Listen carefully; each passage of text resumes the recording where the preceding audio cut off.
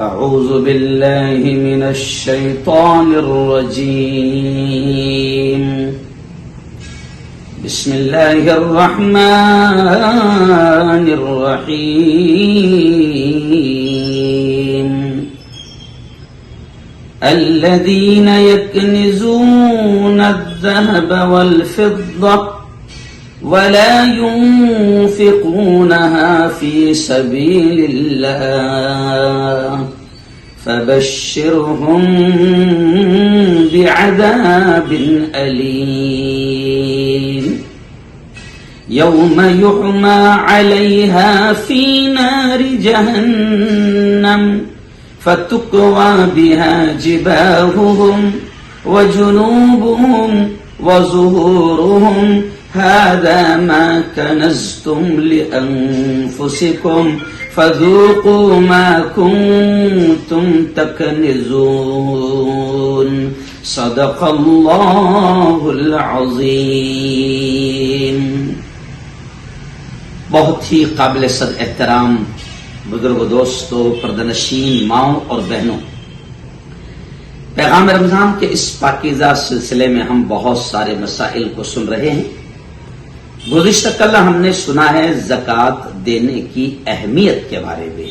آج شارٹلی، کیونکہ میں سفر پر ہوں، باہر ہوں، اس وقت میں گجرات کے مشہور صنعتی اور کاروباری ٹیکسٹائل کے شہر سورت میں میرے دوست نبی حسن کے گھر پر ہوں، اور یہاں سے آج میں پیغام رمضان ریکارڈ کر روانہ کر رہا ہوں. سب سے پہلی بات میں آج آپ کو بتانا چاہوں گا کہ زکوٰۃ نہ دینے والوں کا انجام، اللہ ان کے بارے میں کیا کہتا ہے. میں نے گزشتہ کل بھی کہا تھا کہ دیکھو، اگر اللہ نے زکوٰۃ دینے والا بنایا تو خوشی مناؤ کہ میرے مالک تیرا احسان ہے کہ تو نے دینے والا بنایا. اگر تو بھکاری بنا کر ہاتھ میں کٹورا دے کر مسجد کے دروازوں پر کھڑا کر دیتا اور راستوں پر بھیک مانگنے پر مجبور کر دیتا تو تیرا کوئی کچھ نہیں بگاڑ سکتا تھا. ہم پر احسان کیا تو نے کہ ہم کو دینے والا بنایا. تو زکوٰۃ اگر دینے والا اللہ نے بنایا ہے تو خوشیاں مناؤ. چلیے آئیے شارٹلی میں آپ کو بتاؤں کہ زکوٰۃ جن پر فرض ہو جاتی ہے، اگر وہ زکوٰۃ نہیں ادا کرتے ہیں تو اللہ ان کے بارے میں اپنے کلام پاک میں کیا فرماتا ہے. یہ جو آیت میں نے ابھی آپ کے سامنے تلاوت کی، اس میں صاف طور سے اللہ یہ کہتا ہے کہ جو لوگ سونا اور چاندی کو، مال کو خزانہ کر کے رکھتے ہیں، جمع کر کے رکھتے ہیں، اللہ اپنے نبی حضرت محمد مصطفیٰ صلی اللہ علیہ وسلم سے کہہ رہا ہے فَبَشِّرْهُمْ بِعَذَابٍ أَلِيمٍ. اے محمد مصطفیٰ صلی اللہ علیہ وسلم، ایسے لوگوں کو جو سونا چاندی کو جمع کر کے رکھتے ہیں، زکوٰۃ نہیں ادا کرتے ہیں، اللہ کے راستے میں خرچ نہیں کرتے ہیں، اللہ کے حکم دینے پر عمل نہیں کرتے ہیں، تو اللہ کہتا ہے اے محمد ایسے لوگوں کو دردناک، خطرناک، ڈینجر عذاب کی خوشخبری سنا دو. کیسا عذاب؟ اللہ نے خود قرآن میں کہا کہ یوم یحمى علیہا فی نار جہنم.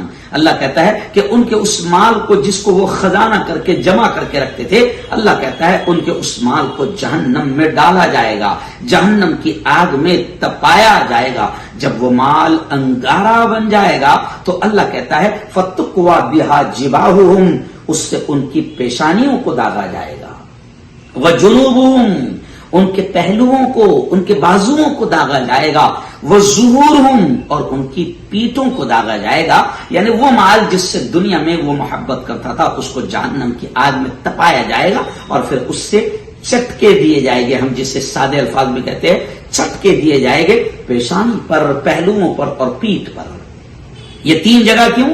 اس لیے کہ جب کوئی مانگنے والا آتا ہے تو سب سے پہلے بل آتا ہے پیشانی پر، غصہ آتا ہے، پھر گھوم کر نکلنے کی کوشش کرتا ہے تو دوسرا چٹکا پہلوؤں پر، بازوؤں پر، اور نکلنے میں کامیاب ہو گیا تو پیٹھ دکھا کر نکلنے میں کامیاب ہو جاتا ہے تو تیسرا چٹکا اللہ کہتے ہیں اس کی پیٹھ پر دیا جائے گا. اور پیارے نبی نے تو یہ فرمایا ہے کہ زکوٰۃ جو نہیں دیتا ہے اس کا وہ مال باقاعدہ ایک اژدہے کی شکل میں بنایا جائے گا اور اس کے گلے میں ڈال دیا جائے گا جو اس سے ڈسے گا، الگ الگ انداز میں پیارے آقا نے بھی اور اللہ نے بھی زکات نہ دینے والوں کا بڑا خطرناک انجام بتایا ہے. بلکہ آخری جملہ یہ کہوں گا کہ اگر اپنے پورے مال کی حفاظت کرنا چاہتے ہو، اپنے پورے مال کو بچانا چاہتے ہو، تو اللہ کے حکم زکات پر مکمل طور سے حکم پر عمل کرو. زکات دینے میں رتی برابر بھی چوری نہ کرو، کیونکہ ای ڈی سے ہم چھپا سکتے ہیں، سی بی آئی سے، حکومت سے، انکم ٹیکس سے ہم چھپا سکتے ہیں، لیکن وہ رب جانتا ہے کہ آپ کے پاس کتنا مال ہے. اس لیے اس رب کے حکم پر عمل کرو، اس کے حکم پر چوری نہ کرو، بلکہ اللہ نے جو دیا ہے ایمانداری کے ساتھ 2.5% جو زکات بنتی ہے اپنے سونا چاندی مال کی، پلاٹس کی، جائیداد کی، وہ ایمانداری سے وہ زکات دو، بلکہ زیادہ دو، بے حساب دو. بے حساب دے گا، گن گن کے دو گے، گن گن کے دے گا.